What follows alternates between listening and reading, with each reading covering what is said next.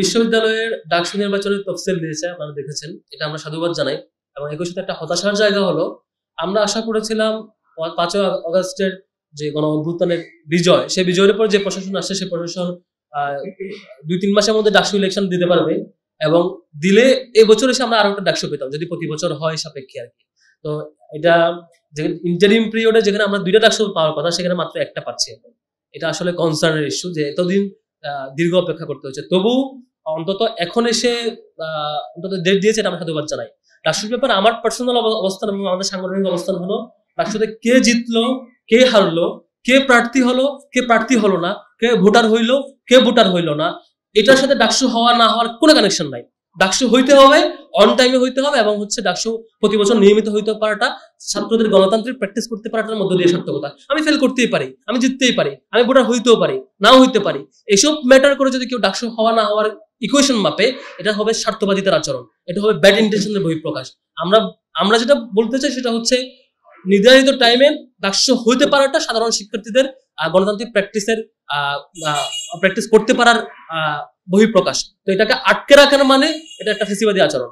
এতদিন আটকে ছিল, এটা খুবই দুঃখজনক ছিল, দীর্ঘদিন হয় নাই। এখন নিয়মিত হবে, একাডেমিক ক্যালেন্ডার অন্তর্ভুক্ত থাকবে, সেটা আমরা বিশ্বাস করি, এবং একাডেমিক ক্যালেন্ডার অন্তর্ভুক্ত সে দাবিটাই জানাই। দ্বিতীয়ত হচ্ছে, প্যানেলে কে প্রার্থী হবে, কে প্রার্থী হবে না, আমাদের কারা হবে, কারা হবে না, অনেকগুলো কোয়েশ্চেন আপনাদের আসছে নিশ্চয়ই। এবং আমাদের তফসিলে আপনারা দেখেছেন যে প্রার্থিতা জমা দেওয়ার ডেট একটা আছে, প্রার্থিতা প্রত্যাহারের একটা নির্ধারিত ডেট আছে। তো প্রার্থিতা জমা দান এবং প্রার্থিতা প্রত্যাহারের যে নির্ধারিত ডেট, সে সময়ের মাঝামাঝি সময়ে আমরা একটা ক্লিয়ার একটা অ্যানাউন্সমেন্ট দেবো ইনশাআল্লাহ। যেহেতু প্রার্থিতা অ্যাপ্রোচ করার ব্যাপার আছে, আবার কে কে প্রার্থী হবে ক্যান্সেল করার একটা ইস্যু আছে, প্রত্যাহারের ইস্যু আছে, আবার আমরা নানান স্টেক হোল্ডারের সাথে বসছি, অন্যান্য সংগঠনগুলোর সাথে, তাদের সাথে কোলাবোরেশনের ইস্যু আছে।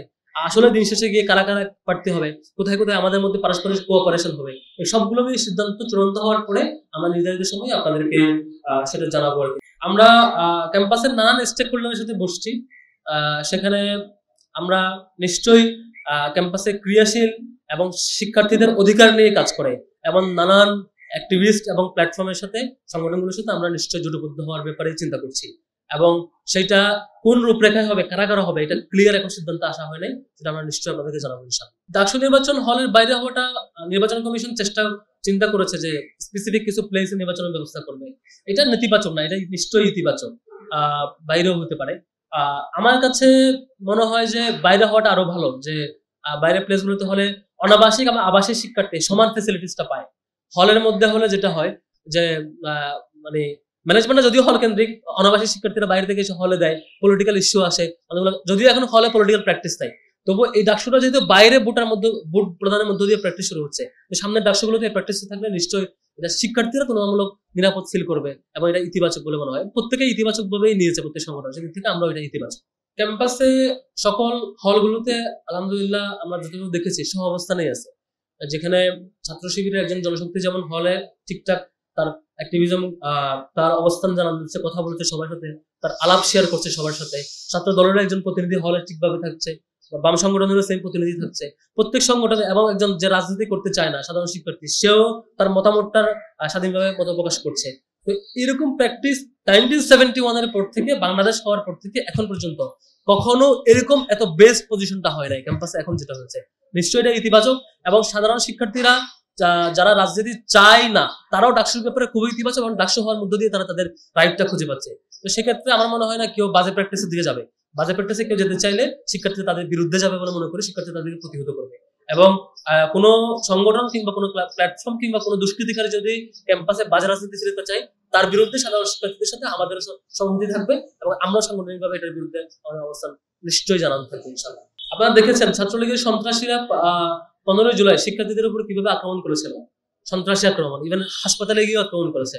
সুতরাং এ ধরনের সন্ত্রাসী কাজ করে, নিষিদ্ধ সংগঠনের যারা প্রতিনিধিত্ব করে এবং অপরাধী যারা, তাদেরকে এখানে প্রতিনিধিত্ব করার কিংবা অংশগ্রহণ করার কোনো সুযোগ নেই বলে আমি মনে করি। এবং নির্বাচন কমিশনও এটা ক্লিয়ার করেছে, তাদেরকে একাডেমিক্যালি এখান থেকে বহিষ্কার করেছে, পানিশমেন্টের আওতায় এনেছে। সুতরাং তারা এখানে নির্বাচন সুযোগ পাওয়ার কোনো প্রশ্নই আসে না, বরং এটা তাদের এখন এটা আউট অফ সিলেবাস।